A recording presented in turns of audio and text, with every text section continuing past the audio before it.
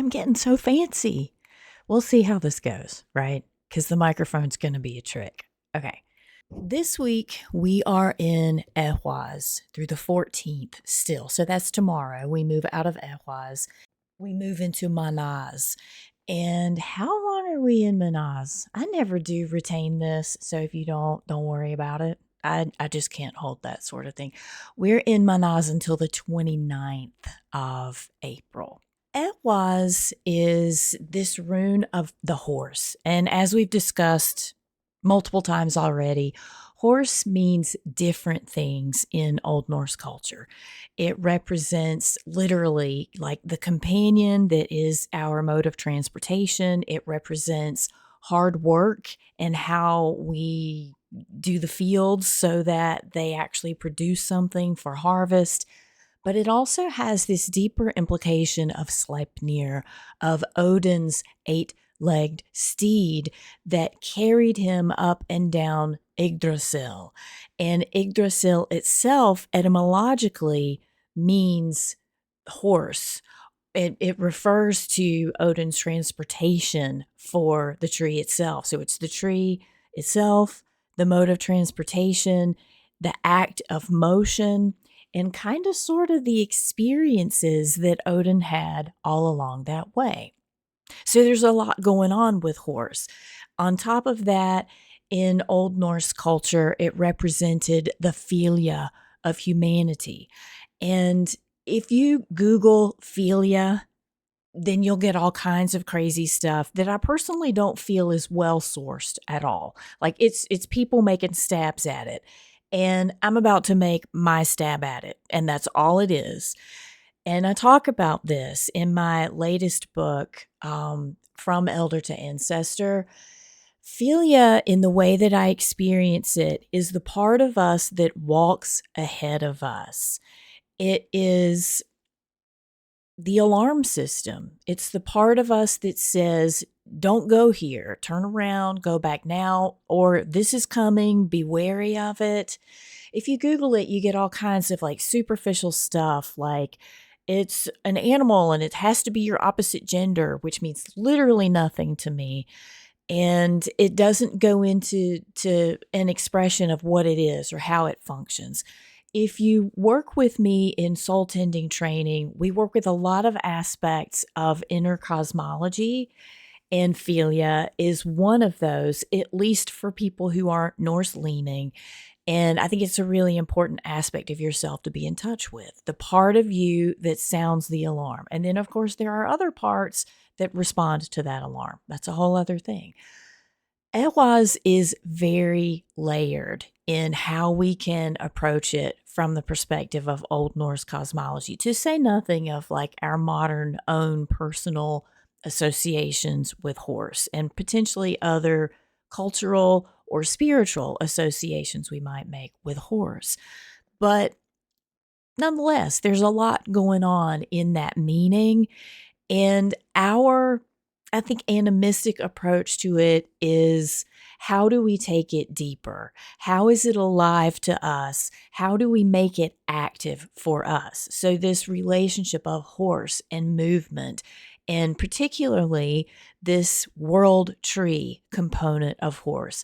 How do we engage what is occurring in our lives at this time and explore it at that unseen level? That is what I think that Ehwaz is ultimately asking us. The transition into Mannaz is a little bit that, and we take it in a slightly different direction. So if we're working with the runes, the whole Futhark as a progression of how to human well, which is typically how I approach the Futhark, we see this progression in the third et that is starting with Tiwaz, an incredible trauma, literally battle, something that we have our heart set on. We want it to go this way. It is not going to go that way. We have to let go of that so that we can allow the victory to happen. And so we have grief. We have grief and an intense brush of elderhood with Tiwaz, which moves us into Burkana, which is recovering from that. And it's very specifically recovering at the nurture and care of others, which most of us don't have.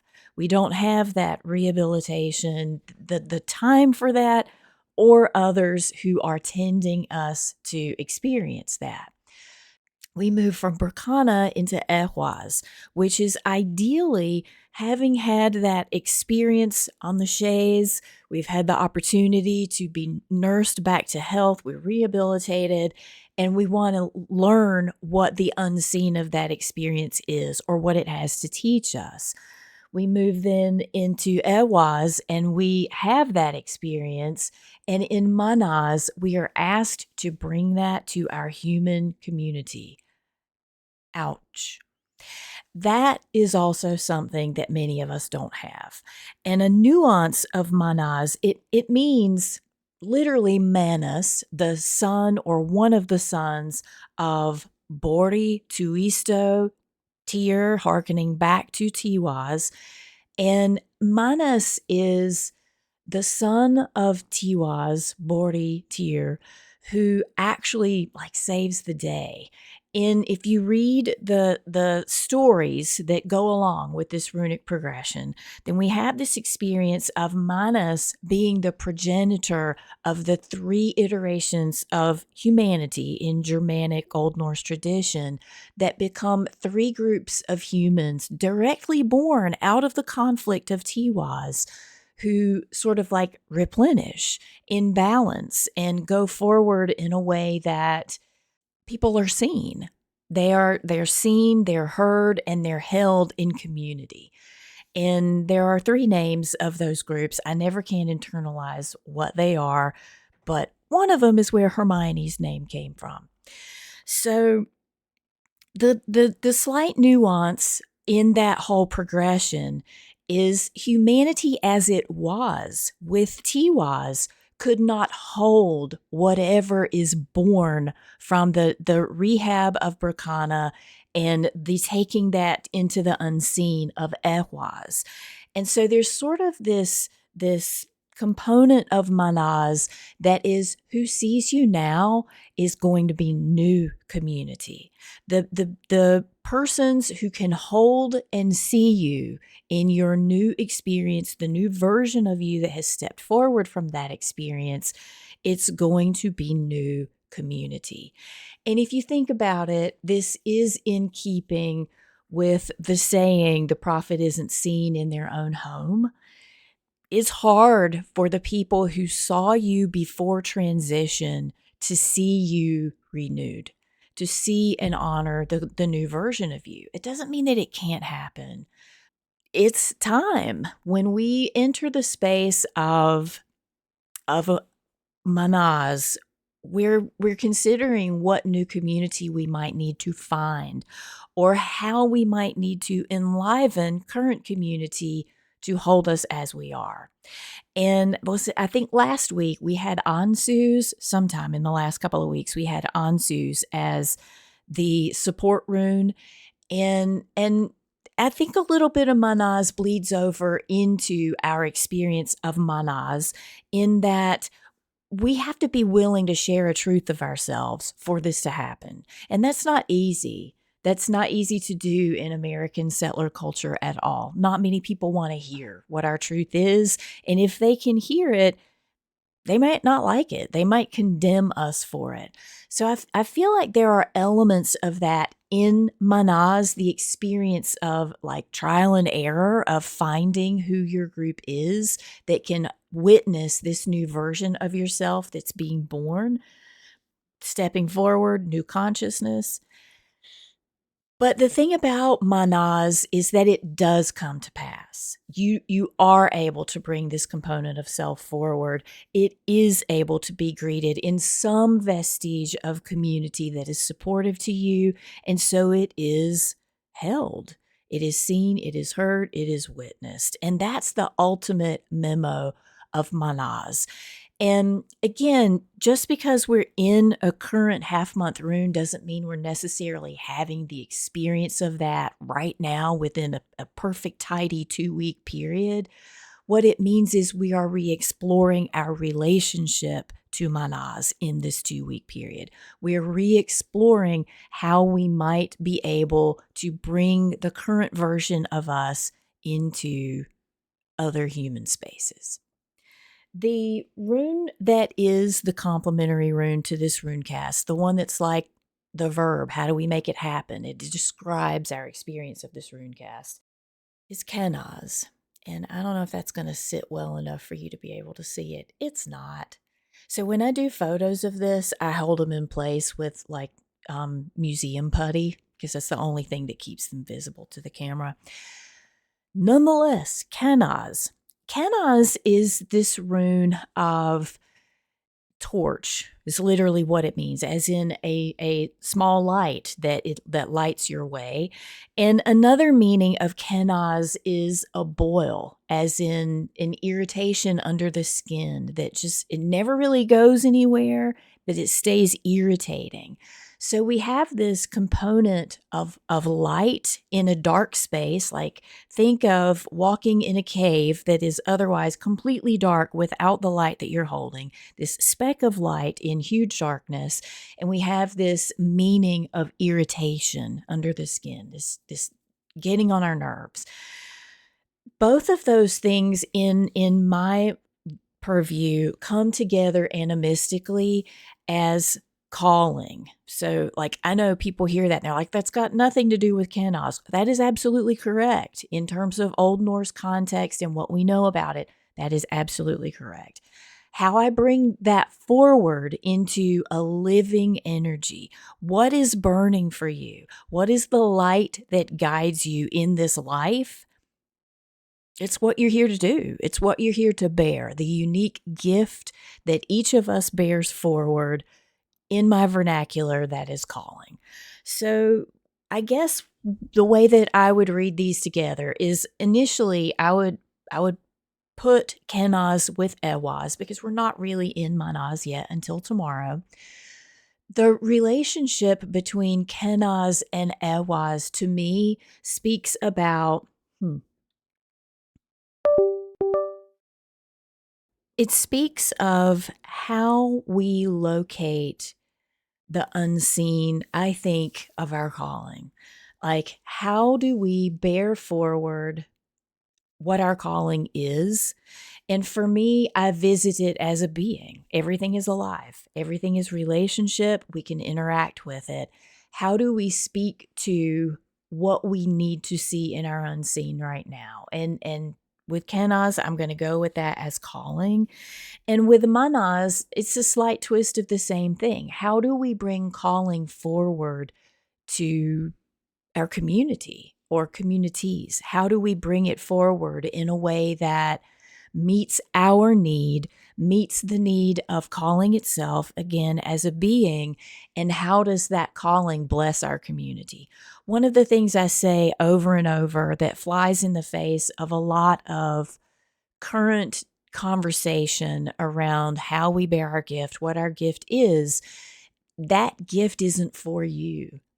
Like, we talk about calling as it's mine and it's mine to bring, and I'm going to do it my way, and I have to do it through my skills and my perspective and the communities that I move in. Yes, yes, yes, all of that. But your calling is not for you. It is what you bring to the world. And so, again, there might be tension around that in terms of how we present it to community, and also in terms of how we get comfortable with the presentation of it.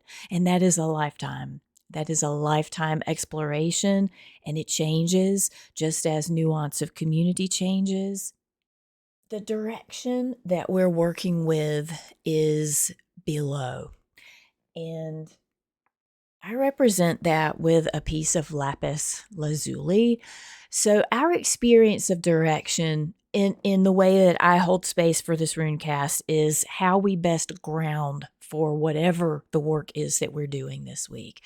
And I experience below as earth parent or earth family. I again, genderfy it how you feel led. It is not always consistently gendered for me. And so earth parent. And this is our immediate relations in nature. We can also say this is animism itself, in that how we're focused on our direct relationship to the organism that made us, to Earth as a planet, and all of the relationships that ensue from that one. I mean, what emerges from those relationships is our collective story. It's the story that we're living, it's the lore that we're leaving behind, and that includes ancestors and planetary currents, all things that are rooted here. And for me, there's also a cave aspect to this direction. It's very much the vantage point of Earth itself, themselves. The element that we're working with this week is acid, which I represent with this little vial of lemon zest. So the element that we're working with is acid. And this is an element that a lot of people don't think about. Like, I encourage you to explore what elements show up for you. In soul tending, the elements are extremely important. They are the agents that allow our agency to actually do. They're the verb. They're the things that make things happen. They're the active components. So with acid, we're talking about very slow change. We're talking about corrosion to dissolve whatever detritus. Maybe we don't need to bring some things forward in how we bear our calling, in how we explore unseen. We're talking about the slow release of things that are no longer needed.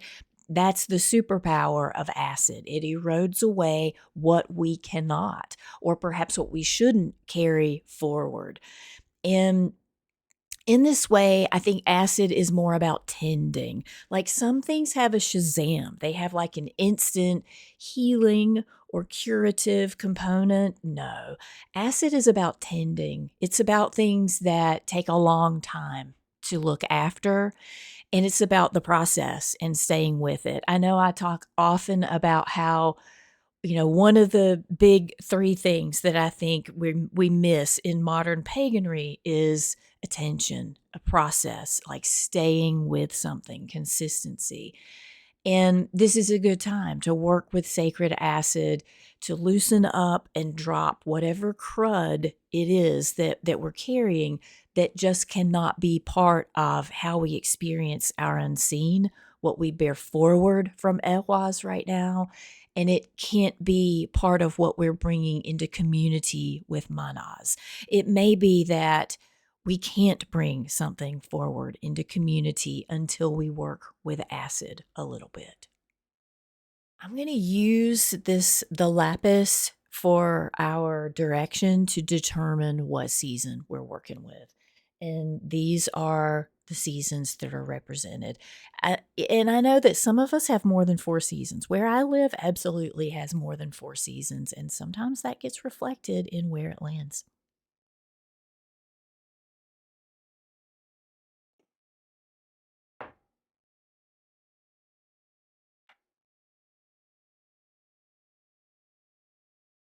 So we're working with winter, with this closure to Ehwaz and our entry into Mannaz this week. Winter is, I want to say, walk, don't run, but it can also be crawl, don't walk. Winter is slow. Humans are perhaps less invited to the outdoors. The outdoors is more potentially threatening in winter. And our experience of winter is like drawn in really tight to community, which may or may not be all that fun. It may be a combination. And let's see, what else about winter? It's our experience of shadow. It's our experience of darkness and dark time, which seasonally includes death walking.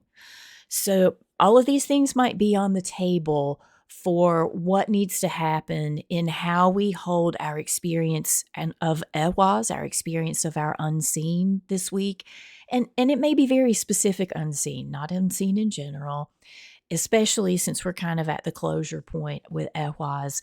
And also how we approach Mannaz.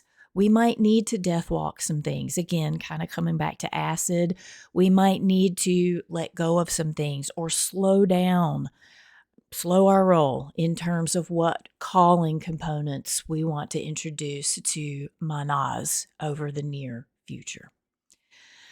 The galder that we're working with is Ehwa and Mannaz, mana. When we put these together, when we're dealing with a transition week, we're working with Ehwaz and Kenaz, and then later Mannaz and Kenaz. If you're doing Ehwaz-Mannaz, Kenaz, that's somebody else's runecast. That's not this one. So break it down. If you're still working with Galder for Ehwaz, you would work with Ehwaz and Kenaz, and then work with Mannaz and Kenaz. Am I done with Ehwaz? Nope. Also, Galder, there's always this big question mark about Galder. Do I need to do it in some precise way? Some people would say yes. Some people would say these are ancient sounds and you need to nail them or you're doing it wrong. And like, I get that. There's an argument for it. But if you are so fixated on pronouncing it exactly the way your ancestors would have, then you might miss the point of galdering, which is the resonance in your body.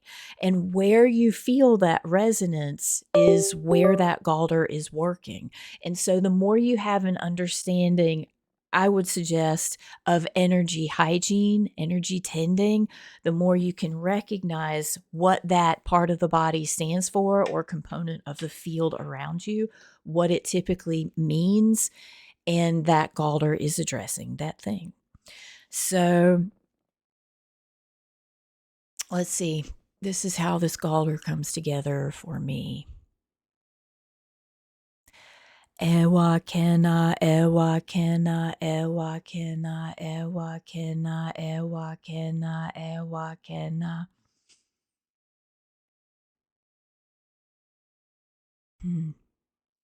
I feel that in this intersectionality between high heart and heart, if you work with the chakras, I think it is helpful when you're doing Galder.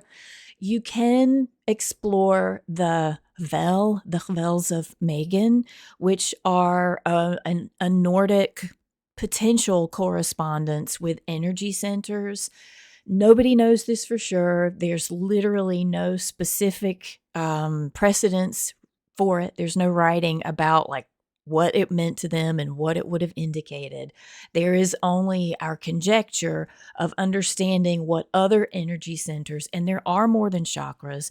I do always feel like it's important to say that. Chakra is a Hindu word, a Sanskrit word that points back to the Hindu system, which is the one that if you Google chakra, Professor Internet will tell you, here's what it is. It's this, it's rigid. It's always this thing. It's not rigid and it's not always 7. And there are many other cultures that have energy bridges. There are South American cultures that study energy bridges. So it's not untoward to learn that there could have been a Norse one as well. There is the Hort, Horte, I think, Vel in Old Norse energy awareness. And all I can do is correlate it to what I know of the heart chakra. So there's the heart chakra that is the one that we talk about all the time in energy studies. And it is how we give unconditional love. But there is a lesser known heart chakra called the high heart that is more centered around the clavicle in between the throat and the heart. And this one is acknowledged in some South American cultures of energy bridges.